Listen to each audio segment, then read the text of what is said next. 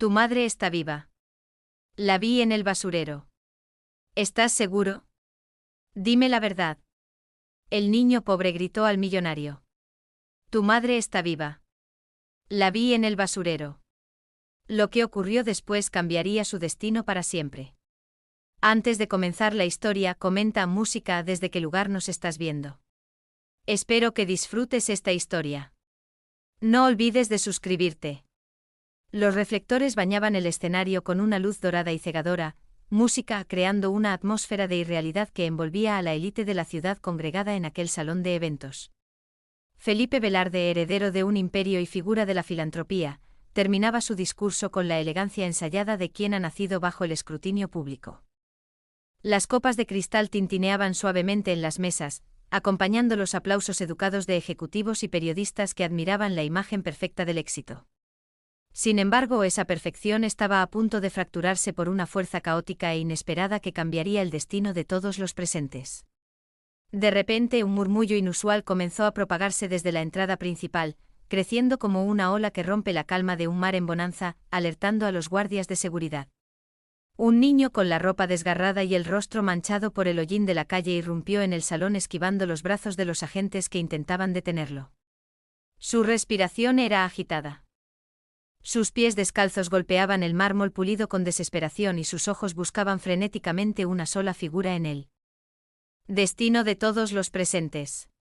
De repente, un murmullo inusual comenzó a propagarse desde la entrada principal, creciendo como una ola que rompe la calma de un mar en bonanza, alertando a los guardias de seguridad. Un niño con la ropa desgarrada y el rostro manchado por el hollín de la calle irrumpió en el salón esquivando los brazos de los agentes que intentaban detenerlo. Su respiración era agitada. Sus pies descalzos golpeaban el mármol pulido con desesperación y sus ojos buscaban frenéticamente una sola figura en el estrado. La multitud se apartó con una mezcla de horror y curiosidad, dejando un pasillo libre hacia el hombre que, desconcertado, detuvo sus palabras en seco. El niño se plantó frente al escenario, jadeando con el corazón a punto de salirse por la boca, mientras la seguridad lo rodeaba listos para sacarlo a la fuerza de aquel lugar prohibido para él. Felipe levantó una mano para detener a los guardias, sintiendo una extraña conexión con la mirada urgente y llena de verdad del pequeño intruso que lo desafiaba, intentando minimizar el impacto de aquellas palabras delirantes. Felipe, por favor, no le hagas caso. Es solo un niño confundido que busca dinero, susurró ella al oído del millonario, tomándolo del brazo con firmeza. Pero Felipe no podía moverse. Las palabras del niño habían detonado una bomba en su interior, despertando una duda que había mantenido dormida durante meses. ¿Qué has dicho?, preguntó Felipe, ignorando la presión de la mano de Ariana y acercándose al borde del escenario para mirar al niño directamente a los ojos oscuros. El pequeño forcejeó con los guardias, liberando un brazo para buscar algo en su bolsillo, un objeto que brilló bajo las luces artificiales como una estrella. Ella me dio esto, dijo el niño lanzando el objeto hacia los pies de Felipe, donde aterrizó con un sonido metálico y seco. Era un rosario antiguo de cuentas doradas desgastadas por el tiempo y el rezo constante, idéntico al que su madre siempre llevaba consigo. Felipe se agachó lentamente como si temiera que el objeto se desvaneciera al tocarlo, y sus dedos reconocieron al instante la textura familiar de las cuentas y la cruz. Un recuerdo vívido lo asaltó, su madre sentada al piano tocando una melodía suave mientras el rosario descansaba sobre la tapa del instrumento, brillando con la luz de la tarde. Es imposible, murmuró Felipe con la voz quebrada, sintiendo como el suelo bajo sus pies comenzaba a tambalearse y su realidad se desmoronaba. Ariana, visiblemente alterada, intentó arrebatarle el rosario con un gesto brusco disimulado, alegando que era una coincidencia vulgar y sin importancia alguna. Muchos rosarios se parecen. Amor, no dejes que esto arruine la noche más importante de tu carrera, insistió ella con un tono que mezclaba súplica y mandato imperativo.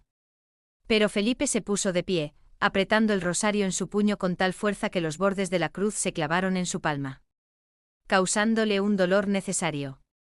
¿Cómo te llamas?, preguntó al niño, ignorando por completo a su prometida y a los cientos de cámaras que ahora transmitían el momento en vivo. Mateo, respondió el chico dejando de luchar contra los guardias, sabiendo que había captado la atención del único hombre que importaba. Suéltenlo, ordenó Felipe con una autoridad que no admitía réplicas, provocando que los guardias retrocedieran y dejaran al niño respirar libremente en el centro de la pista. Mateo se acomodó la ropa sucia con dignidad y sostuvo la mirada del millonario, transmitiendo una honestidad que contrastaba con la falsedad de los trajes caros alrededor.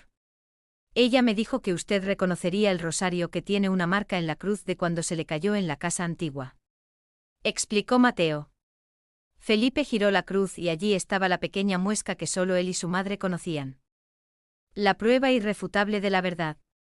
El murmullo de la gente se transformó en un zumbido de especulaciones y chismes, mientras los periodistas tecleaban frenéticamente en sus dispositivos móviles la noticia del escándalo. Ariana sentía que la situación se le escapaba de las manos. Su rostro pálido reflejaba un terror que iba más allá de la simple vergüenza social del momento. Felipe, esto es una locura. Tu madre fue incinerada. Tenemos el certificado. Tenemos las cenizas, argumentó ella, elevando la voz para ser escuchada. Felipe la miró y por primera vez vio algo en los ojos de Ariana que no era amor, sino un miedo profundo y calculador. Nunca vi su cuerpo, dijo Felipe en voz baja. Pero sus palabras resonaron con la fuerza de una revelación que había tardado demasiado tiempo en salir a la luz. Recordó el ataúd cerrado por recomendación médica, la prisa de los trámites funerarios organizados por Ariana y la doctora Beltrán y la urna sellada. Mateo dio un paso adelante rompiendo la barrera invisible que separaba sus mundos y habló con una voz cargada de urgencia. Ella dice que lo espera, que reza por usted y que toca música en su cabeza para no olvidar quién es. Esa mención a la música fue el golpe final para el escepticismo de Felipe. Nadie fuera de la familia sabía que la música era el refugio secreto de su madre. Una lágrima solitaria rodó por la mejilla de Felipe, captada por los lentes de las cámaras, humanizando al magnate intocable frente a toda la nación. «Sáquenlo de aquí ahora mismo», gritó Ariana perdiendo la compostura, haciendo señas a un jefe de seguridad que parecía dudar ante las órdenes contradictorias. Antes de que pudieran tocarlo de nuevo, Felipe levantó la mano y detuvo cualquier intento de agresión hacia el mensajero de su madre. «Si tocan a este niño, se las verán conmigo», advirtió Felipe, y su amenaza flotó en el aire cargada de un peligro real que heló la sangre de los presentes. Se acercó a Mateo y se arrodilló para quedar a su altura, ignorando la suciedad y el mal olor que emanaba de la ropa del pequeño sobreviviente. «¿Dónde está ella?», preguntó con desesperación contenida, necesitando una ubicación, un punto en el mapa para salir corriendo en ese mismo instante en el basurero de Santa Aurelia. «Pero debe darse prisa, unos hombres la estaban vigilando», susurró Mateo con miedo en la mirada. La mención de hombres vigilando encendió una alarma en la mente de Felipe, sugiriendo que aquello no era un simple abandono, sino algo mucho más siniestro y orquestado. Se puso de pie, guardó el rosario en el bolsillo interior de su saco cerca de su corazón, y miró a Ariana con una frialdad nueva y desconocida. «El evento se terminó», anunció al micrófono dejando caer el aparato con un golpe seco que retumbó en los parlantes y marcó el fin de la farsa. Caminó hacia la salida con Mateo siguiéndolo a unos pasos de distancia mientras la multitud se apartaba como las aguas del Mar Rojo. Al salir del hotel, el aire frío de la noche golpeó el rostro de Felipe, ayudándolo a despejar la bruma de confusión y enfocar su mente en una sola misión. Ariana corría tras él con los tacones resonando en el pavimento, gritando excusas y súplicas que se perdían en el viento nocturno de la ciudad. «No puedes irte así. Es nuestra reputación», chillaba ella, aferrándose a lo único que realmente le importaba, su estatus y su imagen pública. Felipe se detuvo junto a su auto, abrió la puerta para que Mateo subiera y luego se giró para enfrentar a su prometida una última vez. «Mi reputación no vale nada si mi madre está viva y sufriendo en un basurero mientras yo bebo champán», le espetó con una rabia tranquila pero devastadora. Ariana se quedó helada en la acera, viendo cómo el auto de lujo arrancaba y se alejaba, llevándose consigo al hombre que garantizaba su futuro. Dentro del vehículo el silencio era denso, solo roto por el suave zumbido del motor y la respiración agitada de Mateo, que miraba maravillado el interior. Felipe conducía con los nudillos blancos sobre el volante, su mente repasando cada detalle de los últimos meses, buscando las grietas en la mentira. «¿Tienes hambre?», preguntó Felipe de repente, dándose cuenta de que el niño probablemente no había comido en días para poder llegar hasta allí y entregar el mensaje. Mateo asintió tímidamente sin atreverse a tocar la tapicería de cuero, manteniendo las manos en su regazo como si pidiera disculpas por existir. Felipe desvió el auto hacia un autoservicio comprando comida abundante, observando cómo el niño devoraba una hamburguesa con una gratitud que le rompió el alma. Gracias, señor, dijo Mateo con la boca llena. Doña Bea siempre decía que usted era bueno, que tenía el corazón noble. Esas palabras, doña Bea, confirmaron que el niño la conocía íntimamente, pues así la llamaban los empleados de confianza en la hacienda familiar hacía muchos años. Felipe sintió una mezcla de esperanza y culpa corrosiva. Había aceptado la muerte de su madre demasiado rápido, confiando ciegamente en quienes lo rodeaban. La noche se extendía frente a ellos, oscura y llena de incertidumbre. Pero por primera vez en mucho tiempo, Felipe tenía un propósito claro y vital. No regresaría a su pen dormir. Esa noche empezaría la búsqueda de la verdad, sin importar qué o a quién tuviera que destruir. La ciudad pasaba veloz a través de las ventanillas, un borrón de luces de neón y sombras que ocultaban secretos en cada esquina, indiferente al drama de sus habitantes. Felipe miró el rosario que había vuelto a sacar y lo colgó en el espejo retrovisor, donde se balanceaba hipnóticamente con el movimiento del auto. Ese pequeño objeto de fe se convertía ahora en su brújula, en el faro que lo guiaría a través de la tormenta de mentiras que había gobernado su vida. Con Mateo como copiloto y guía, el millonario se adentraba en la noche, dispuesto a desafiar a la muerte misma para recuperar lo que le habían robado. La llegada al penthouse fue silenciosa. Felipe entró con Mateo, quien observaba el lujo desmedido del apartamento con ojos grandes y temerosos, sintiéndose fuera de lugar. Felipe le indicó al niño que podía descansar en el sofá grande de la sala, entregándole una manta suave que parecía tragar el pequeño cuerpo del chico. Mientras Mateo caía rendido por el cansancio, Felipe se dirigió a su despacho, un santuario de madera y cuero donde guardaba los documentos más importantes. Necesitaba revisar el expediente médico. Necesitaba ver con sus propios ojos los papeles que meses atrás había firmado con los ojos cerrados por el dolor. Encendió la lámpara de escritorio y sacó la carpeta de Karina Velarde del archivo, sintiendo un peso físico en el pecho al leer el nombre de su madre. En la etiqueta esparció los documentos sobre la mesa de caoba, certificados de defunción, informes de la clínica, autorizaciones de cremación y facturas de servicios médicos exorbitantes. Todo parecía estar en orden con sellos oficiales y firmas legibles, una burocracia de la muerte perfectamente orquestada para no levantar sospechas en un hijo en duelo. Sin embargo, Felipe ahora miraba con los ojos de la sospecha, buscando cualquier inconsistencia, cualquier error que delatara la mentira. Sus ojos se detuvieron en una autorización de traslado firmada supuestamente por él 2 días antes de la muerte oficial de su madre, una fecha en la que él estaba fuera del país. Yo no firmé esto, susurró para sí mismo, pasando el dedo sobre la tinta que imitaba su caligrafía con una precisión aterradora, pero imperfecta. Recordó que Ariana se había encargado de todo el papeleo durante esa semana, alegando que quería quitarle esa carga dolorosa para que él pudiera procesar su pérdida. La traición empezaba a tomar forma, una forma dolorosa que tenía el rostro de la mujer con la que planeaba casarse. Ariana entró en el despacho en ese momento, habiendo llegado al apartamento minutos después que él, con el maquillaje corrido y una expresión de falsa preocupación ensayada. Felipe, por favor, deja esos papeles. Te estás torturando sin sentido por las fantasías de un niño de la calle, dijo ella acercándose con cautela. Intentó poner una mano sobre su hombro, pero Felipe se apartó con un movimiento brusco, como si el contacto físico con ella le quemara la piel. ¿Por qué hay una firma mía en este documento de traslado fechado cuando yo estaba en Londres?, preguntó él sin mirarla, clavando la vista en el papel. Ariana palideció visiblemente aunque intentó recuperarse rápido con una risa nerviosa y condescendiente que sonó falsa en él. Orquestada para no levantar sospechas en un hijo en duelo.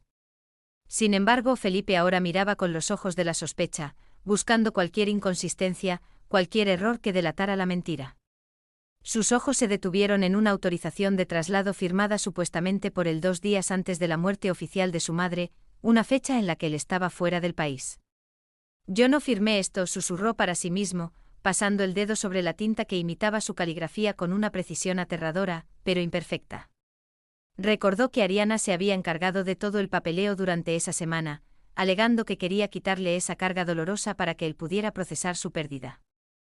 La traición empezaba a tomar forma, una forma dolorosa que tenía el rostro de la mujer con la que planeaba casarse. Ariana entró en el despacho en ese momento, habiendo llegado al apartamento minutos después que él, con el maquillaje corrido y una expresión de falsa preocupación ensayada. Felipe, por favor, deja esos papeles. Te estás torturando sin sentido por las fantasías de un niño de la calle, dijo ella acercándose con cautela. Intentó poner una mano sobre su hombro, pero Felipe se apartó con un movimiento brusco, como si el contacto físico con ella le quemara la piel. ¿Por qué hay una firma mía en este documento de traslado fechado cuando yo estaba en Londres?, preguntó él sin mirarla. Clavando la vista en el papel. Ariana palideció visiblemente aunque intentó recuperarse rápido con una risa nerviosa y condescendiente que sonó falsa en él. Silencio tenso de la habitación. Seguramente firmaste antes de irte y no lo recuerdas. Estabas muy estresado con la fusión de la empresa. Amor, la mente nos juega trucos. No olvido lo que firmo. Replicó Felipe con voz gélida, levantando la vista para clavar sus ojos en los de ella, buscando la verdad en su mirada evasiva. Y tampoco olvido que tu insistora Beltrán se hiciera cargo de todo personalmente, cerrando el acceso a otros médicos. La doctora Beltrán es una eminencia. Solo queríamos lo mejor para Karina. Se defendió Ariana, retrocediendo un paso ante la intensidad de la acusación implícita. Lo mejor o lo más conveniente, murmuró Felipe, volviendo a revisar los informes de toxicología que mostraban niveles extraños de sedantes. Cada página que pasaba revelaba patrones inquietantes, dosis altas de medicamentos que no eran necesarios, aislamiento total del paciente, prohibición de visitas. Era un secuestro legalizado, un confinamiento disfrazado de cuidados intensivos bajo la supervisión de una profesional comprada. Voy a ir a la clínica mañana a primera hora, anunció Felipe cerrando la carpeta con un golpe que sonó como un martillazo de juez dictando sentencia. ¿Para qué?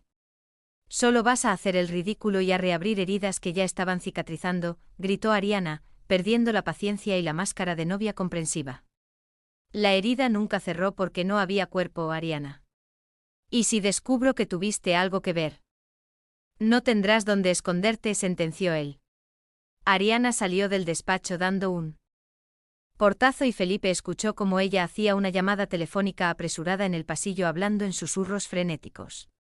Felipe se acercó a la puerta y pegó el oído, logrando captar fragmentos de la conversación de Ariana. Sí, él sabe algo. El niño trajo el rosario. Tienes que borrar todo. Esas palabras fueron la confirmación final que necesitaba. No era paranoia, era una conspiración real que sucedía bajo su propio techo. Regresó al escritorio y tomó una foto de su madre, prometiéndole en silencio que desmantelaría cada ladrillo de esa mentira hasta encontrarla.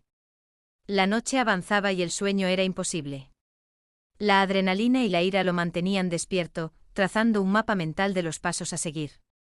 Salió a la sala y vio que Mateo se había despertado y estaba mirando el paisaje nocturno de la ciudad a través de los enormes ventanales de cristal. ¿Usted cree que la encontraremos?, preguntó el niño con una voz pequeña que contrastaba con la inmensidad de los rascacielos iluminados frente a él. Te lo prometo, Mateo, mañana iremos a buscar respuestas donde sea necesario, respondió Felipe, poniéndose a su lado y mirando la ciudad que ahora le parecía hostil. El niño sacó de su bolsillo un dibujo arrugado hecho a lápiz en un papel sucio y se lo tendió a Felipe con timidez. Ella dibujó esto para usted. Dijo que se lo diera cuando lo viera, explicó Mateo. Felipe tomó el papel y lo desdobló con cuidado. Era un dibujo simple de un piano y una casa con muchas ventanas y flores. En la esquina, con la letra temblorosa de su madre, estaba escrita una fecha reciente posterior a su supuesta muerte. Felipe sintió un nudo en la garganta. Esa era la prueba de vida más tangible que tenía. Más allá del rosario. Era un mensaje directo de ella. Gracias, Mateo. Esto vale más que todo lo que hay en este apartamento, dijo Felipe con sinceridad, guardando el dibujo junto al rosario. A la mañana siguiente Felipe se levantó antes del amanecer, preparó un desayuno rápido para ambos y se vistió con ropa cómoda, dejando atrás los trajes de diseñador. No quería llamar la atención, quería respuestas. Dejó una nota a Ariana diciendo que no lo esperara. Un mensaje frío y distante. Al salir del edificio. Notó que un auto negro con vidrios polarizados estaba estacionado al otro lado de la calle. Un detalle que en otro momento habría ignorado. Su instinto le dijo que los estaban vigilando, que el enemigo ya sabía que él estaba en movimiento y que la cacería había comenzado.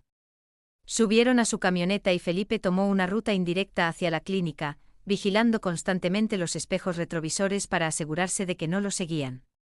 Mateo miraba todo con curiosidad, señalando lugares que conocía desde su perspectiva de niño de la calle.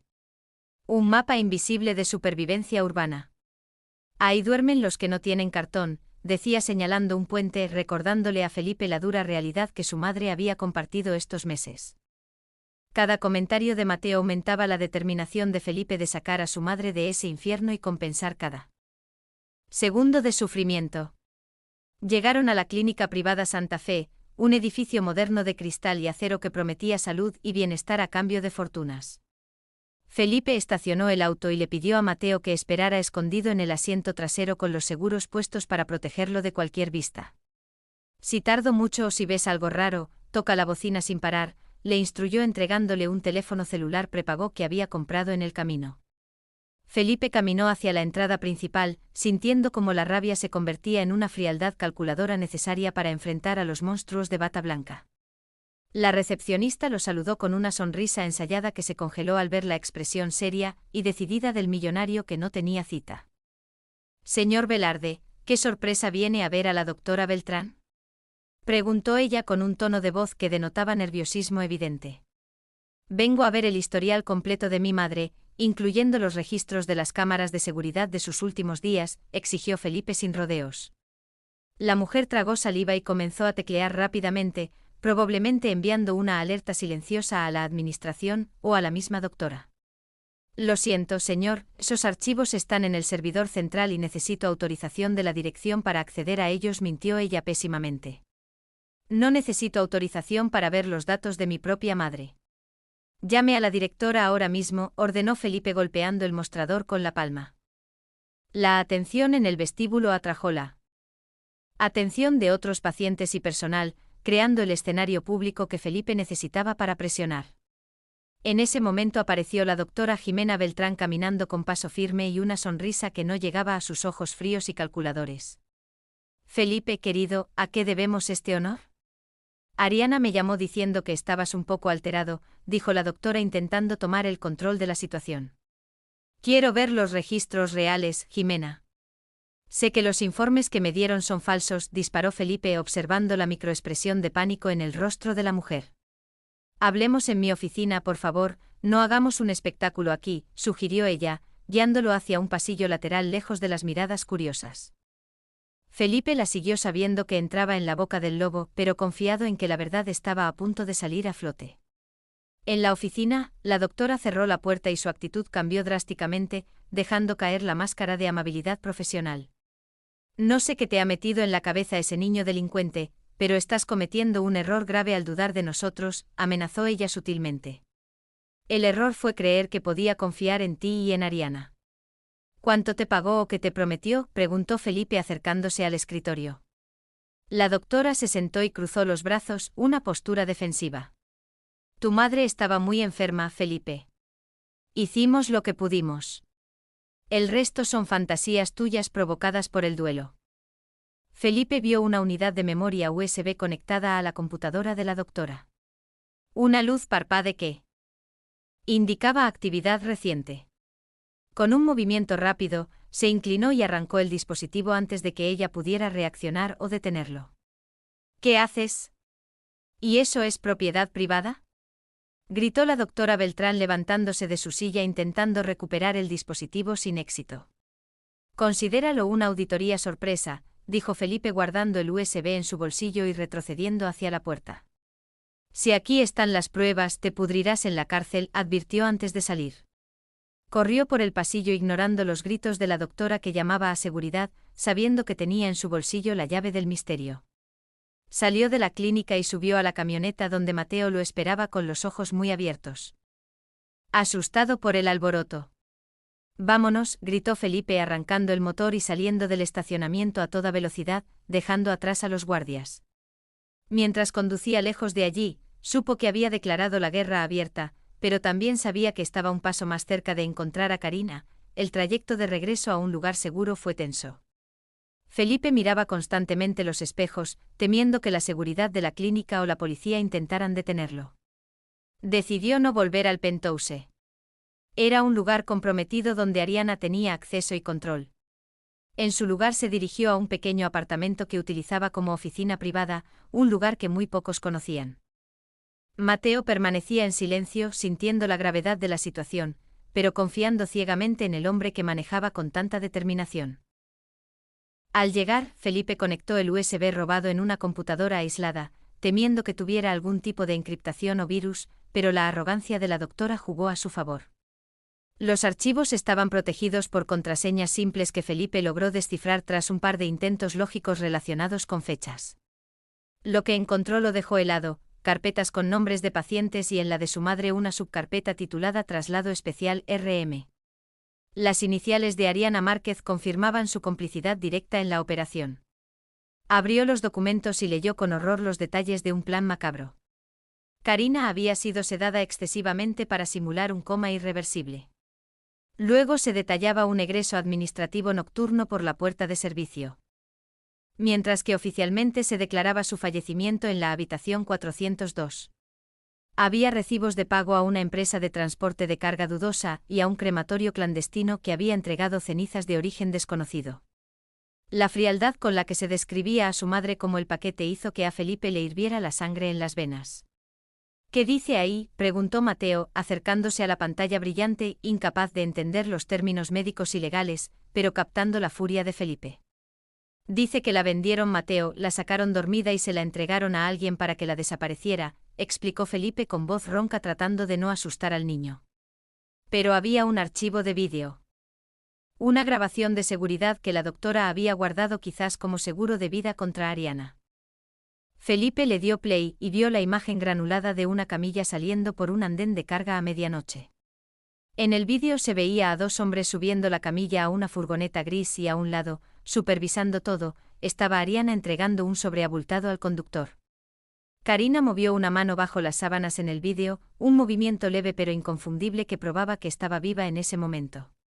Felipe golpeó la mesa con el puño, sintiendo una mezcla de alivio por verla viva y un odio puro hacia la mujer que había dormido en su cama. Ahí está, señaló Mateo a la pantalla. Ese es el camión que vi cerca del basurero una vez, el de las letras rojas. Felipe pausó el vídeo y amplió la imagen sobre el costado de la furgoneta. Aunque borroso, se distinguía un logotipo parcial. Transalme. Era la pista que necesitaban, la conexión física entre la clínica de lujo y el mundo de Mateo. Tenemos que ir al basurero, Mateo. Necesito ver dónde estuvo. Necesito hablar con la gente que la vio, dijo Felipe poniéndose de pie. Sabía que era peligroso, pero ya no tenía nada que perder. Su vida anterior, cómoda y ciega, había muerto en ese instante. El viaje hacia el basurero de Santa Aurelia fue un descenso a los infiernos de la ciudad, pasando de avenidas arboladas a caminos de tierra llenos de baches y basura. El olor a descomposición penetraba incluso con las ventanillas cerradas, un recordatorio brutal de la realidad que su madre había tenido que soportar. Al llegar, el paisaje era desolador. Montañas de desechos se alzaban como monumentos al consumo y entre ellas personas escarbaban buscando sustento. Felipe bajó del auto sintiendo que sus zapatos caros eran una ofensa en ese lugar, pero avanzó siguiendo a Mateo. Por aquí, señor Felipe, tenga cuidado con los vidrios. Le guiaba el niño con la agilidad de quien conoce cada trampa del terreno. La gente del basurero los miraba con desconfianza. Un hombre de traje limpio era sinónimo de problemas o de autoridades. Mateo saludaba a algunos presentándolos como amigos, lo que suavizaba un poco las miradas hostiles de los recolectores. Llegaron a una zona de chabolas construidas con plásticos y cartones donde el viento soplaba levantando polvo y bolsas vacías. Aquí dormía ella, dijo Mateo señalando una estructura precaria que apenas se mantenía en pie con un techo de lámina oxidada. Felipe entró teniendo que agacharse y vio el interior, una caja de madera como mesa, un colchón viejo y húmedo y un pequeño altar con flores de plástico. Se le rompió el corazón al imaginar a su madre, una mujer culta y refinada, viviendo en esas condiciones infrahumanas, pero manteniendo su dignidad. En la pared de cartón había un dibujo hecho con carbón de una clave de sol y notas musicales, la firma indeleble de Karina. Un anciano se acercó a la entrada de la chabola, apoyado en un bastón hecho de un tubo de PVC, mirando a Felipe con curiosidad. —¿Usted es el hijo de la doña? —preguntó con voz rasposa por el humo de la quema de basura. Felipe sintió, incapaz de hablar por la emoción que le cerraba la garganta. Ella hablaba mucho de usted. Decía que vendría. Nadie le creía.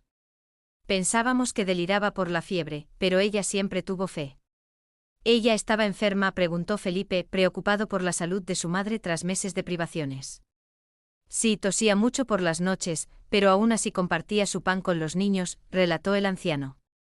Era una santa. Nos enseñó a leer a algunos. Nos contaba historias de música y teatros. Felipe acarició el dibujo de carbón en la pared, sintiendo una conexión espiritual con su madre en ese lugar miserable que ella había intentado convertir en hogar. ¿Vio cuando se la llevaron?, preguntó Felipe, necesitando confirmar lo que había visto en el vídeo o descubrir un nuevo traslado. Vinieron unos hombres hace una semana. Dijeron que eran de una fundación, pero tenían mala cara, explicó el anciano. La subieron a un camión gris. Ella no quería irse sin despedirse de Mateo, pero no la dejaron. El anciano tosió y escupió al suelo. Ese camión olía a químicos, no era de ninguna fundación. Felipe sacó su billetera y le entregó todo el efectivo que tenía al anciano, quien lo miró sorprendido. Gracias por cuidarla. Prometo que volveré para ayudar a todos aquí, pero primero debo encontrarla, juró Felipe. El anciano asintió y guardó el dinero con manos temblorosas. Vaya con Dios, hijo, y cuida al Mateo. Él fue quien más la protegió cuando los otros querían robarle sus cosas. Salieron del basurero con el sol poniéndose a sus espaldas, tiñendo el cielo de un rojo sangre que parecía presagiar el conflicto venidero. Felipe tenía ahora la confirmación de los dos extremos de la cadena, la clínica y el basurero, pero faltaba el eslabón final, el lugar donde la tenían ahora. La pista de Transalme y el olor a químicos mencionado por el anciano apuntaban a una zona industrial específica. Felipe subió al auto con una determinación renovada. La noche sería larga, pero la verdad brillaba cada vez más fuerte. La oscuridad había caído completamente sobre la ciudad cuando Felipe y Mateo dejaron atrás el hedor del basurero, pero el olor parecía haberse impregnado en la ropa y en el alma de Felipe. Conducía en silencio, procesando la imagen de la chabola miserable donde su madre había vivido, contrastándola con el lujo del Pente. Ariana dormía plácidamente. La injusticia le quemaba por dentro, pero sabía que debía mantener la cabeza fría para seguir las pistas correctamente.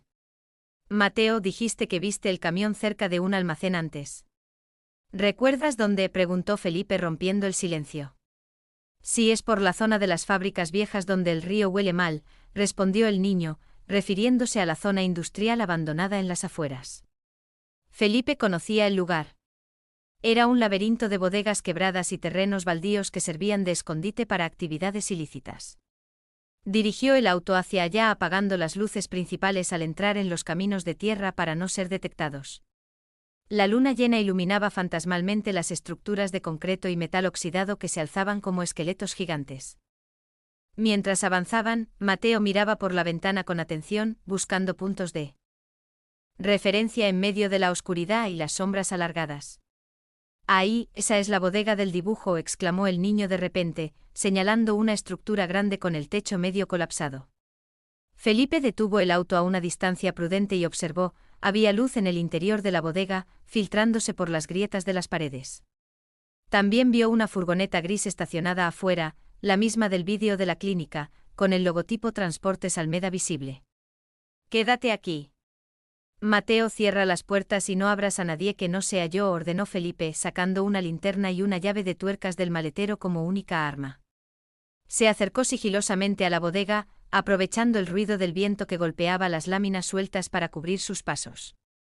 Al llegar a una ventana baja y rota, se asomó con cuidado para ver el interior. Lo que vio le heló la sangre, cajas apiladas con etiquetas de residuos biológicos y en un rincón una especie de celda improvisada con rejas.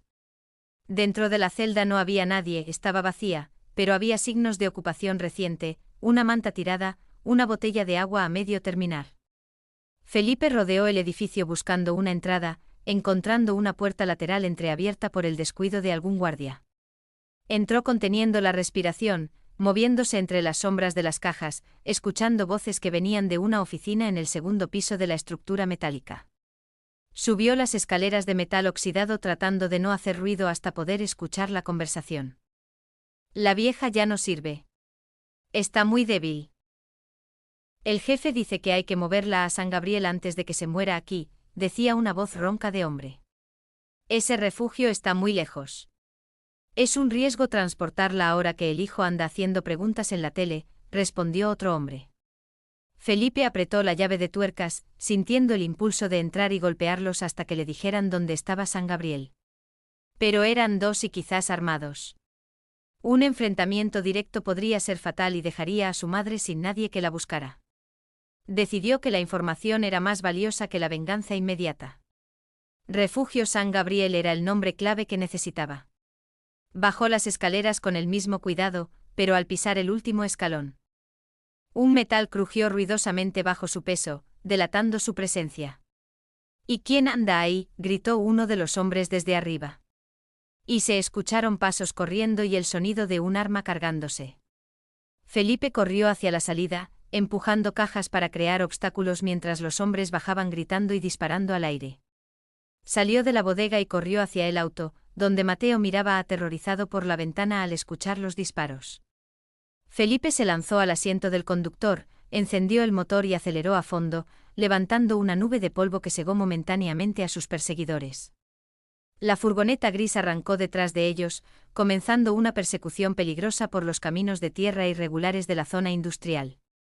Felipe maniobraba con destreza, agradeciendo los cursos de conducción defensiva que había tomado años atrás por seguridad corporativa. «Agáchate, Mateo», gritó mientras la furgoneta intentaba golpearlos por el costado para sacarlos del camino. Felipe vio un hueco en la cerca perimetral de una fábrica y dio un volantazo brusco, entrando en un terreno lleno de escombros donde la furgoneta no podía maniobrar bien. Lograron perderlos entre el laberinto de edificios, saliendo finalmente a la autopista iluminada donde el tráfico les brindaba protección. El corazón de Felipe latía desbocado, pero una sonrisa de triunfo se dibujaba en su rostro. Sabía dónde la llevaban. «¿Estás bien?», preguntó a Mateo, quien estaba pálido, pero asentía con valentía, aferrándose al cinturón de seguridad. «Escuché que dijeron San Gabriel». «¿Sabe dónde es eso?», preguntó el niño, demostrando que había estado atento a cada detalle. «Es un antiguo leprosario convertido en asilo en las montañas, un lugar olvidado por Dios», respondió Felipe, recordando haber oído sobre ese lugar en algún reporte de beneficencia. Era el lugar perfecto para esconder a alguien que no debía existir, aislado, inaccesible y sin supervisión. Felipe condujo hasta una estación de servicio para cargar gasolina y comprar un mapa físico, no queriendo confiar en el GPS que podría ser rastreado si su teléfono estaba intervenido. Trazó la ruta hacia las montañas. Era un viaje de 4 horas. Miró a Mateo, que luchaba por mantener los ojos abiertos. «Duerme un poco, héroe. Mañana será el día más importante de nuestras vidas», le dijo con ternura. El niño se acomodó y cerró los ojos, confiando plenamente en que Felipe cumpliría su promesa. Mientras conducía bajo la luz de las estrellas, Felipe pensaba en Ariana y en cómo ella debía estar moviendo sus fichas en ese momento. Sejeramente ya sabía que él había estado en la clínica y quizás sospechaba que había encontrado la bodega. Tenía que actuar rápido antes de que ella diera la orden de desaparecer el problema definitivamente. Sacó el teléfono, prepagó y llamó a su abogado de confianza, Luis, despertándolo a esa hora intempestiva. «Luis, escúchame bien y no preguntes, necesito que prepares una demanda por fraude, secuestro e intento de homicidio contra Ariana Márquez y Jimena Beltrán», dijo Felipe con frialdad. «Felipe, ¿te has vuelto loco? ¿Tienes pruebas?», respondió Luis con voz dormida y alarmada. «Tengo vídeos, documentos y testigos. Mañana al mediodía quiero que la policía esté esperando en mi Pentoe. Yo llevaré a mi madre». Colgó antes de que Luis pudiera objetar, sellando el destino de su ex prometida. La carretera comenzaba a ascender hacia las montañas y la niebla se hacía presente, envolviendo el auto en un manto blanco y misterioso. Felipe sentía que ascendía hacia la verdad, dejando atrás la mentira que había sido su vida en la ciudad. Cada kilómetro lo acercaba más a los brazos de su madre y esa certeza le daba una energía inagotable. No se detendría, no descansaría hasta ver el rostro de Karina y pedirle perdón por haber tardado tanto. Mientras Felipe conducía hacia las montañas en la ciudad, el mundo perfecto de Ariana comenzaba a desmoronarse a una velocidad vertiginosa. La doctora Beltrán la había llamado histérica tras el robo del USB, advirtiéndole que Felipe tenía toda la información comprometedora. Ariana, en pánico, intentaba contactar a sus aliados en la prensa para lanzar una campaña de desprestigio preventiva contra Felipe. Di que ha perdido la razón por el duelo, que está bajo la influencia de un estafador callejero, ordenaba por teléfono a su publicista. Los noticieros matutinos comenzaron a transmitir rumores sobre la estabilidad mental del heredero Velarde, sembrando dudas en la opinión pública. Ariana miraba las noticias desde el pento bebiendo café con manos temblorosas, esperando que la narrativa de loco fuera suficiente para invalidar cualquier acusación. Pero el miedo la carcomía. Sabía que Felipe era metódico y que si había ido a la clínica no se detendría ante nada. Empezó a empacar una maleta con joyas y dinero en efectivo, preparándose para una posible huida si las cosas salían mal. De repente su teléfono vibró con una notificación. Un vídeo se estaba volviendo viral en redes sociales subido desde una cuenta anónima.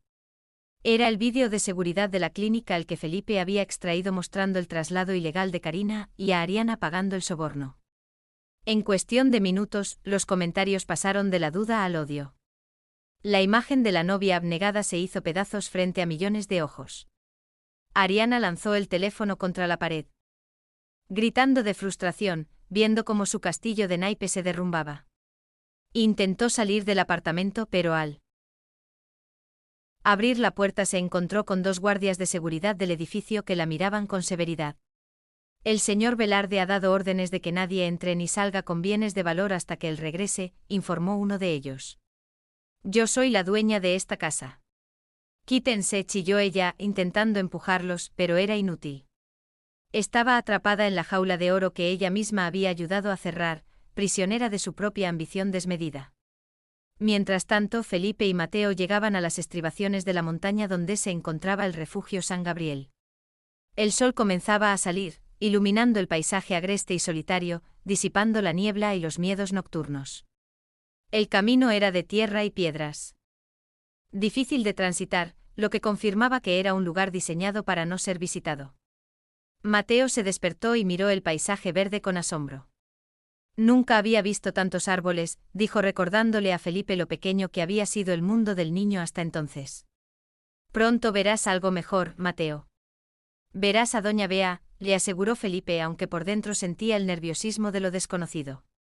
¿Y si habían llegado tarde? ¿Y si la habían movido de nuevo? Esas preguntas lo torturaban, pero no dejaba que se notara para no angustiar al niño. Finalmente, tras una curva cerrada, apareció el portón de hierro oxidado del refugio con un letrero que apenas se leía. San Gabriel. Paz y reposo. Felipe detuvo el auto frente al portón cerrado con una cadena y un candado grueso, impidiendo el paso vehicular. Tendremos que caminar desde aquí, dijo, bajando del auto y ayudando a Mateo.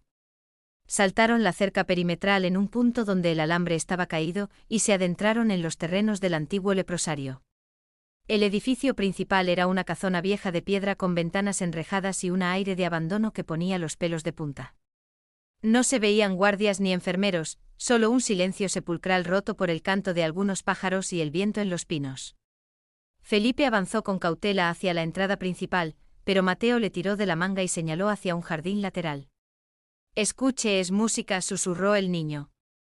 Felipe aguzó el oído y efectivamente escuchó un tarareo suave, una melodía familiar que venía de la parte trasera de la casa. Corrieron hacia el sonido, rodeando el edificio entre arbustos descuidados y estatuas de ángeles rotos cubiertos de musgo. Al llegar al jardín trasero, la escena que vieron detuvo el tiempo para Felipe. Bajo un árbol enorme, sentada en una silla de ruedas vieja, estaba una figura femenina de espaldas mirando hacia el valle. Llevaba un pañuelo azul en la cabeza, el mismo que Mateo había descrito, y movía los dedos sobre sus rodillas como si tocara un piano invisible. Felipe sintió que las piernas le fallaban. La emoción era tan fuerte que casi cae de rodillas allí mismo. Mateo corrió adelante gritando: «Doña Bea. Doña Bea». La mujer detuvo su movimiento y giró la cabeza lentamente, como si despertara de un sueño profundo. Al ver al niño, una sonrisa iluminó su rostro cansado y demacrado. Mateo sabía que vendrías, dijo con voz débil, pero llena de amor. Felipe salió de entre los árboles con lágrimas corriendo libremente por su rostro, acercándose paso a paso a la mujer que le dio la vida. Karina levantó la vista y al verlo sus ojos se llenaron de un brillo que superaba cualquier enfermedad. Felipe, hijo mío, susurró ella, extendiendo una mano temblorosa hacia él. Felipe corrió los últimos metros y se arrodilló a sus pies, abrazándola con desesperación, sintiendo su calor, su olor, su realidad. Perdóname, mamá. Perdóname por no saberlo, por dejarte sola. Sozaba Felipe escondiendo el rostro en el regazo de su madre como cuando era niño. Ella le acariciaba el cabello con ternura infinita. No hay nada que perdonar. Mi amor. El amor siempre encuentra el camino de vuelta, le consoló ella. Mateo se unió al abrazo completando el círculo de reencuentro bajo la sombra del árbol viejo. En ese momento, la puerta trasera del edificio se abrió y salió un hombre con aspecto de enfermero, sorprendido al verlos allí. Oigan, no pueden estar aquí, gritó intentando intimidarlos. Felipe se levantó secándose las lágrimas y transformándose de nuevo en el hombre poderoso que era. Se acabó. Soy Felipe Velarde y esta mujer se viene conmigo ahora mismo. Si intentas detenerme, te juro que no saldrás de aquí caminando. Amenazó con tal ferocidad que el hombre retrocedió asustado y huyó hacia el interior. Felipe tomó la silla de ruedas y comenzó a empujarla hacia la salida con Mateo caminando orgulloso al lado como un guardián victorioso. Nos vamos a casa, mamá. A la verdadera casa, le prometió Felipe. Karina sonreía mirando el cielo azul, sabiendo que su larga pesadilla había terminado y que la música volvería a sonar en su vida. El regreso a la ciudad sería el inicio de la justicia, pero en ese momento solo importaba que estaban juntos. El viaje de regreso fue lento pero lleno de paz. Karina dormitaba en el asiento del copiloto con la mano de Felipe sosteniendo la suya todo el tiempo. Mateo en el asiento de atrás miraba el paisaje con la satisfacción de la misión cumplida. Felipe sentía que por primera vez en su vida era realmente rico, no por su dinero, sino por haber recuperado lo único que el dinero no podía comprar. Mientras el auto descendía de las montañas, Felipe recordaba los detalles que lo llevaron hasta allí, piezas de un rompecabezas siniestro que ahora cobraban sentido total. La pista del camión gris de Transportes Almeda no solo había sido la ubicación física, sino la clave financiera del crimen. Durante las horas previas al rescate, Felipe había enviado fotos del camión a su equipo de seguridad privada para que investigaran la empresa. El informe había llegado a su teléfono. Almeda era una empresa fantasma registrada a nombre de un testaferro vinculado a la familia de Ariana. Esto significaba que el plan había sido elaborado mucho antes de la muerte de Karina. Ariana llevaba meses desviando fondos para crear esta infraestructura de desaparición. Felipe miró a su madre tan frágil, pero tan serena, y sintió una nueva ola de indignación. No solo la habían secuestrado, habían financiado su cautiverio con el propio dinero de la familia Velarde. Karina abrió los ojos y miró a su hijo, intuyendo sus pensamientos oscuros. No dejes que el odio te consuma, Felipe. Ya ganamos, le dijo suavemente. Tienen que pagar, mamá. No pueden salirse con la suya, respondió él apretando el volante. Pagarán, pero con la ley, no con tu alma, sentenció ella con sabiduría. Mateo se asomó entre los asientos. Señora Bea, ¿usted sabía que la buscábamos? Lo soñaba, Mateo. Soñaba que tú guiabas a mi hijo. Y los sueños de los que tienen fe siempre se cumplen, respondió ella, acariciando la mejilla sucia del niño. El teléfono de Felipe comenzó a sonar incesantemente. Era Luis, el abogado. Felipe, la policía ya vio el vídeo. Tienen una orden de arresto contra Ariana y Jimena. Están esperando que llegues para proceder, informó Luis con tono triunfal. Estamos a 1 hora de la ciudad. Asegúrate de que la prensa esté ahí. Quiero que todos vean quién es realmente Ariana Márquez, ordenó Felipe. Quería que la humillación fuera pública, un castigo social que doliera más que la cárcel. Mientras se acercaban a la zona urbana, el contraste entre la paz de la montaña y el caos de la ciudad se hizo evidente. Felipe decidió no llevar a su madre al hospital de inmediato, donde el circo mediático sería abrumador. Vamos a ir a la casa antigua. La de la abuela. Nadie nos buscará allí por ahora, decidió. Era la casa donde Karina había enseñado música, el lugar feliz de su infancia, lejos del frío Pentuse y de los recuerdos de Ariana. Llegaron a la vieja casona en un barrio tranquilo. Estaba polvorienta y cerrada, pero seguía siendo un hogar. Felipe bajó a Karina en brazos y la llevó al salón principal, donde un piano cubierto con sábanas dormía esperando ser despertado. Estamos en casa, susurró ella, respirando el olor a madera vieja y recuerdos. Mateo corrió a abrir las cortinas, dejando que la luz del atardecer bañara la habitación y revelara las partículas de polvo danzando en el aire. Felipe acomodó a su madre en un sofá cómodo y llamó a un médico privado de total confianza para que la revisara allí mismo. Está desnutrida y deshidratada. Pero su corazón es fuerte, fue el diagnóstico preliminar. Con su madre a salvo y atendida, Felipe supo que era el momento de enfrentar el acto final de esta tragedia. Quédate con ella, Mateo. Eres el hombre de la casa hasta que yo vuelva, le dijo al niño, dándole una responsabilidad que Mateo aceptó con el pecho inflado de orgullo. Felipe salió de la casa, subió a su auto y se dirigió hacia el Pentuse, donde la policía y la prensa ya rodeaban el edificio como buitres. Al llegar, las cámaras se abalanzaron sobre su coche cegándolo con flashes. Bajó con la cabeza alta sin decir una palabra, y entró al edificio escoltado por la policía. Subió en el ascensor sintiendo como cada piso que ascendía era un paso más hacia el cierre de un ciclo doloroso.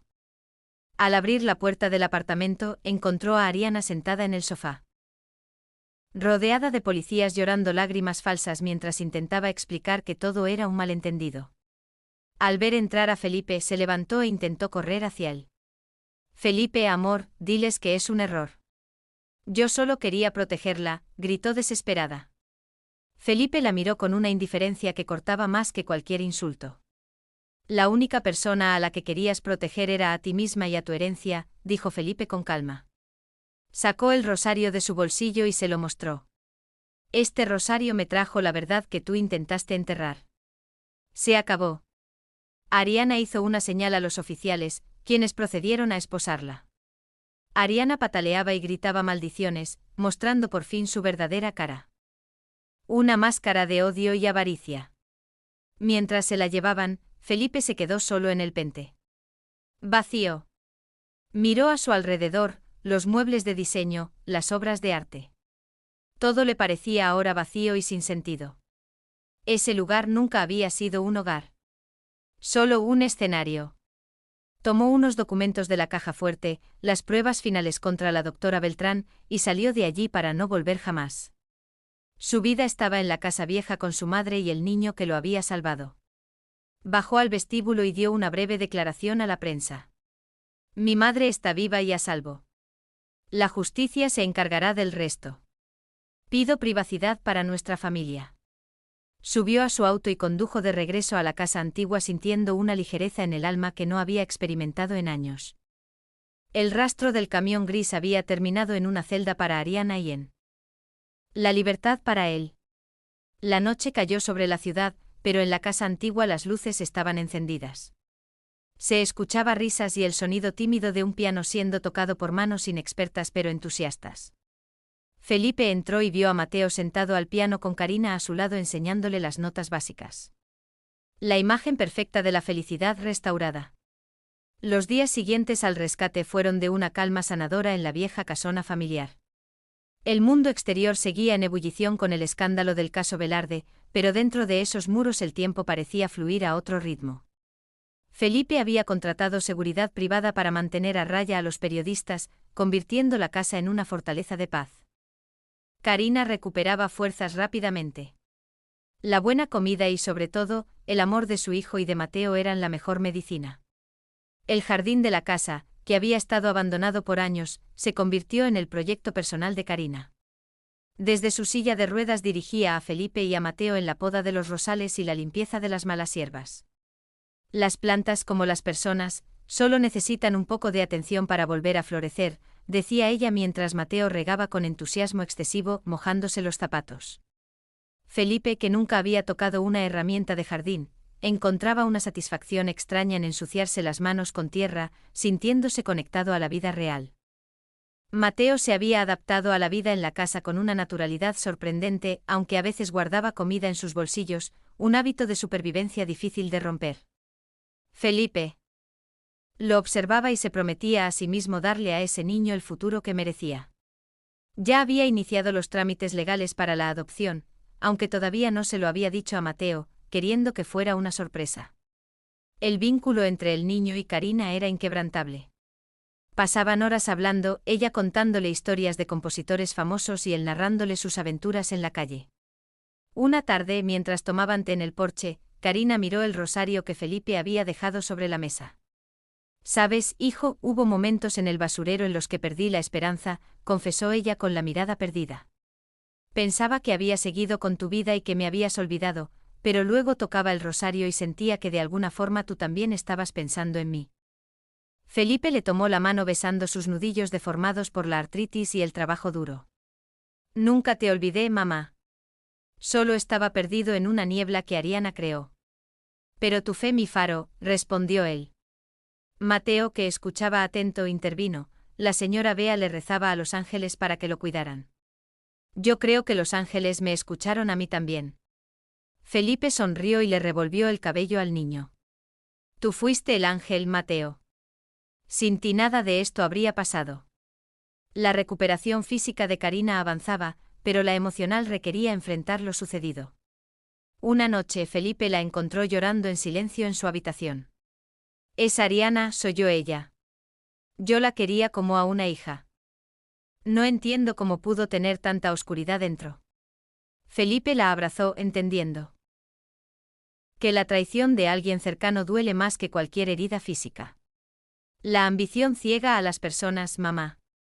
Ella eligió el dinero sobre el amor y ese fue su error fatal. Para animarla, Felipe decidió que era hora de revivir la música en la casa. Llamó a un afinador de pianos para que pusiera a punto el viejo instrumento de cola que presidía el salón. Cuando el técnico terminó, el sonido del piano resonó limpio y brillante, llenando la casa de una energía vibrante. «Está listo», anunció Felipe. Karina se acercó con ayuda de su andador, acarició las teclas de marfil y se sentó con dificultad, pero con dignidad. Comenzó a tocar una pieza de Chopin, un nocturno melancólico que poco a poco se transformaba en algo más luminoso y esperanzador. Sus dedos, aunque un poco rígidos al principio, recordaban cada movimiento, cada matiz. Mateo escuchaba boquiabierto, nunca había oído música en vivo de esa calidad. Felipe se apoyó en el marco de la puerta, cerrando los ojos y dejando que la música lavara los últimos residuos de dolor de su alma. Al terminar, Karina tenía lágrimas en los ojos, pero una sonrisa radiante. «La música no me abandonó», dijo. «Y nosotros tampoco», añadió Felipe. Mateo se acercó tímidamente al piano. «¿Usted cree que yo podría aprender?», preguntó. «Tienes manos de pianista, Mateo», respondió Karina, dedos largos y alma sensible. «Empezaremos mañana mismo». Esa promesa marcó el inicio de una nueva rutina.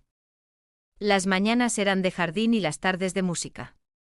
La casa se llenó de escalas, acordes y risas por los errores. Felipe veía cómo su madre rejuvenecía con cada lección que daba, encontrando un nuevo propósito en enseñar a Mateo. El jardín, ahora limpio y floreciente, se convertía en el escenario de sus pequeños conciertos privados. Sin embargo, la realidad legal llamaba a la puerta. El juicio contra Ariana y la doctora Beltrán estaba por comenzar y el testimonio de Karina sería crucial. Felipe temía que el estrés la afectara, pero ella se mostró firme. «Tengo que hacerlo, Felipe, no por venganza, sino para que no le hagan esto a nadie más». Su fortaleza seguía sorprendiéndolo. La mujer que él creía frágil era en realidad de acero. La noche antes del juicio. Los tres se sentaron en el jardín bajo las estrellas.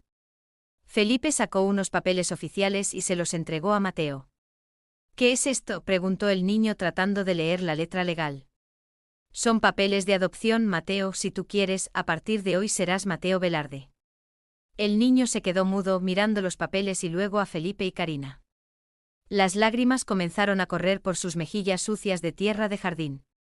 ¿De verdad, voy a tener una familia?, preguntó con voz quebrada. Ya tienes una familia, hijo. Esto es solo para que el mundo lo sepa, dijo Karina abrazándolo. Mateo se lanzó a los brazos de Felipe llorando de felicidad. Esa noche en el jardín del reencuentro se selló un pacto de amor que ninguna ley ni ningún villano podría romper jamás. El día del juicio amaneció gris y lluvioso, como si el cielo mismo llorara por la bajeza de los crímenes que se iban a juzgar. Felipe ayudó a su madre a vestirse con un traje elegante que habían comprado días atrás, devolviéndole la imagen de la dama respetable que siempre fue. Mateo, ahora legalmente su hijo, vestía un pequeño traje a medida, luciendo nervioso, pero decidido a apoyar a su abuela. Vamos a terminar con esto, dijo Felipe, guiándolos hacia el auto blindado que los llevaría a la corte. La entrada al tribunal era un hervidero de periodistas, cámaras y curiosos que gritaban el nombre de Karina, convertida en una heroína popular. Felipe protegió a su madre con su cuerpo, abriéndose paso entre la multitud con ayuda de la seguridad.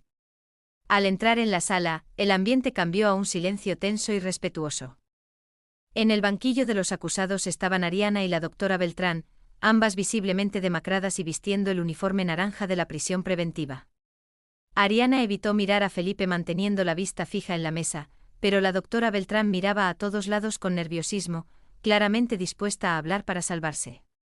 El juicio comenzó con la presentación de las pruebas, los documentos falsificados, el bio de seguridad, los registros financieros de Almeda. Cada evidencia era un clavo más en el ataúd de la defensa de Ariana. El fiscal, un hombre implacable, narró la historia con una claridad que horrorizó al jurado. Llegó el turno del testimonio de Karina. Felipe la llevó hasta el estrado en su silla de ruedas. Con voz suave pero firme relató su secuestro, los días de oscuridad en la clínica, el traslado en el camión y su vida en el basurero. No hubo odio en sus palabras, solo una verdad dolorosa.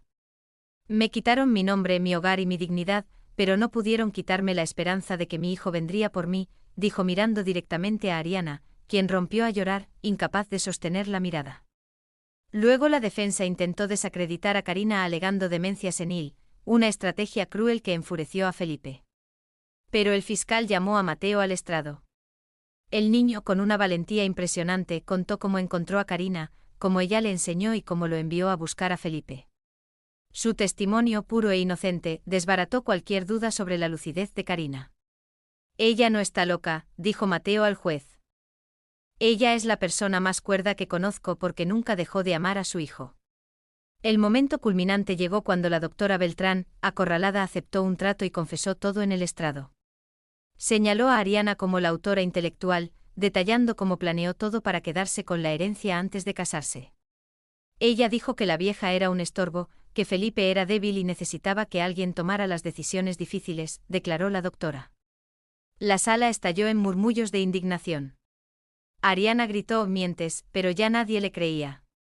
El veredicto fue rápido y unánime: culpables de todos los cargos. El juez dictó sentencias severas: 30 años para la doctora Beltrán y cadena perpetua para Ariana Márquez por ser la cabecilla de una organización criminal y por secuestro agravado. Al escuchar la sentencia, Ariana colapsó, gritando el nombre de Felipe, suplicando perdón. Felipe la miró por última vez, sintiendo solo lástima por un ser tan vacío. Se giró y salió de la sala empujando a su madre, dejando atrás el pasado. La salida del tribunal fue triunfal. La gente aplaudía y lanzaba flores al paso del auto de los Velarde. Pero para Felipe la verdadera victoria no estaba en el castigo de Ariana, sino en la paz que sentía su madre al saberse escuchada y validada. Se hizo justicia. Mamá, le dijo en el auto. Sí, hijo. Ahora podemos cerrar este libro y empezar a escribir uno nuevo, respondió ella, cerrando los ojos con alivio. De regreso en la casa celebraron con una cena tranquila. No había champán ni lujos. Solo sopa caliente y pan compartidos en la cocina. Felipe miró a su nueva familia, su madre a salvo y su hijo adoptivo sonriendo. Sabía que el camino no había sido fácil, pero había valido la pena cada lágrima y cada susto. La justicia humana había actuado, pero la justicia divina les había dado una segunda oportunidad. Esa noche, Mateo tuvo una pesadilla sobre el juicio y se despertó gritando. Felipe corrió a su habitación y lo abrazó hasta que se calmó. Ya pasó, Mateo. Los malos ya no pueden hacernos daño, le aseguró. Prométeme que nunca me vas a dejar, pidió el niño. Te lo prometo por mi vida, juró Felipe. Se quedó con él hasta que se durmió velando sus sueños, asumiendo plenamente su rol de padre protector. Karina, desde el pasillo, observaba la escena con una sonrisa. Ver a su hijo convertido en padre le llenaba el corazón de orgullo. Sabía que Felipe sería un gran padre, mucho mejor de lo que ella había podido ser en sus momentos difíciles. La familia estaba sanando y las cicatrices se estaban convirtiendo en marcas de fortaleza. El peso de la justicia ya no estaba sobre sus hombros. Ahora eran libres para volar. A la mañana siguiente la portada de todos los periódicos mostraba la foto de Ariana esposada, y al lado una foto de Felipe y Karina saliendo del tribunal con dignidad. El fin de la pesadilla, titulaban. Felipe tomó el periódico, lo leyó brevemente y luego lo tiró a la basura. No necesitaba leer lo que ya sabía. Su atención estaba en el piano donde Mateo ya estaba practicando sus escalas matutinas, llenando la casa de música y futuro. Felipe recibió una llamada de la junta directiva de su empresa. Querían que volviera, que retomara el control. Volveré, dijo Felipe. Pero las cosas van a cambiar. Vamos a crear una fundación para ayudar a gente como Mateo y mi madre. Había encontrado un nuevo propósito para su fortuna, no acumular, sino servir. La justicia no terminaba en la corte. La verdadera justicia era cambiar el mundo para que nadie más tuviera que sufrir lo que ellos sufrieron. Pasaron 6 meses desde el juicio y la transformación de la vieja casona era total. Felipe había invertido una parte significativa de su fortuna en restaurarla y expandirla, convirtiéndola en la Casa de Luz Karina Velarde. Una escuela de música y refugio para niños de la calle. Las paredes recién pintadas de blanco brillaban bajo el sol y el jardín estaba lleno de flores de todos los colores, cuidadas con esmero por los propios alumnos. La inauguración oficial estaba programada para esa tarde. El lugar estaba lleno de niños que, como Mateo, habían conocido la dureza de la vida demasiado pronto, pero que ahora sostenían violines, flautas y guitarras con esperanza. Karina, ya recuperada y caminando con un bastón elegante, supervisaba los últimos detalles con la energía de una directora de orquesta. Más a la derecha ese arreglo floral, Felipe, queremos que todo se vea perfecto. Ordenaba con cariño. Felipe obedecía felizmente, habiendo cambiado las salas de juntas aburridas por la vitalidad de la fundación. Ver a su madre tan llena de vida era su mayor recompensa. Mateo, ahora un niño saludable y seguro de sí mismo, corría de un lado a otro ayudando a sus compañeros a afinar los instrumentos. Se había convertido en un líder natural, un hermano mayor para los recién llegados, transmitiéndoles la lección más importante: que si había una salida. La ceremonia comenzó con un discurso de Felipe. Se paró frente al micrófono mirando a la multitud de vecinos, benefactores y niños. Hace un tiempo mi vida estaba llena de cosas, pero vacía de sentido. Comenzó.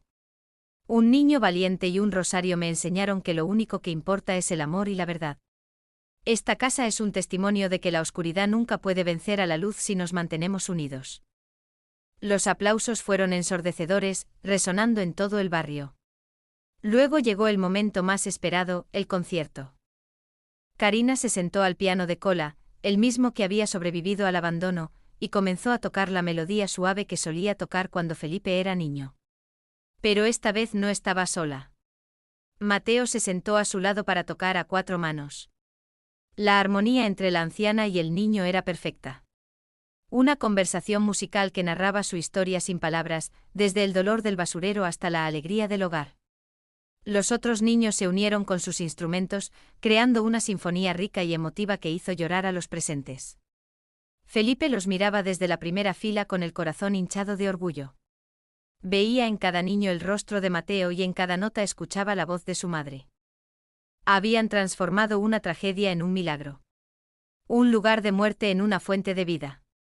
La música se elevaba hacia el cielo como una oración de gratitud.